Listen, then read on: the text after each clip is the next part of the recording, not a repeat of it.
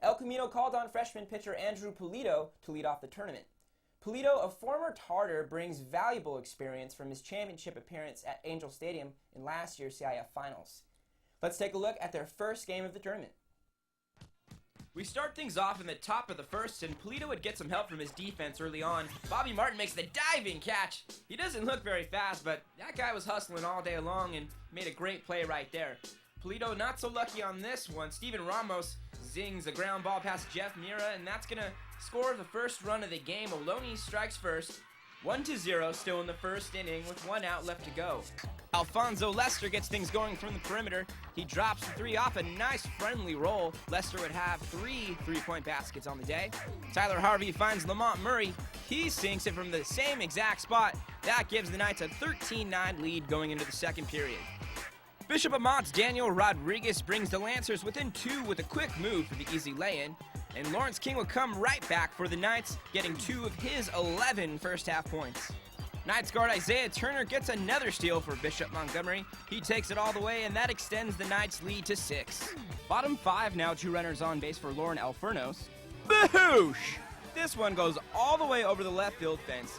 Brittany Helm comes in, Karina Scott comes in, and Alfernos secures the victory 6-0. The Tartars go up at the bottom of the 5th, and they would not look back. The Saxons finally woke up late in the second as Paul Mayers finds the back of the net off Brian Russell's perfect free kick. North ties up the game just in the nick of time as they head into overtime with the score tied at 1 apiece.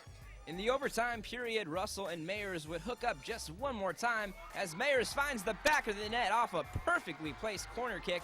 Russell and Mayers and all the Saxons can't believe it. They're heading now to the second round of the CIF playoffs with championship hopes still alive.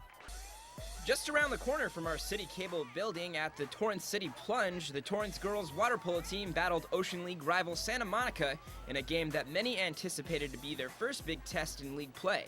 Santa Monica came into the game ranked 8th in the Division 5 CIF polls and heavy favorites to defeat the Tartars after sweeping them in their 2 meetings last year.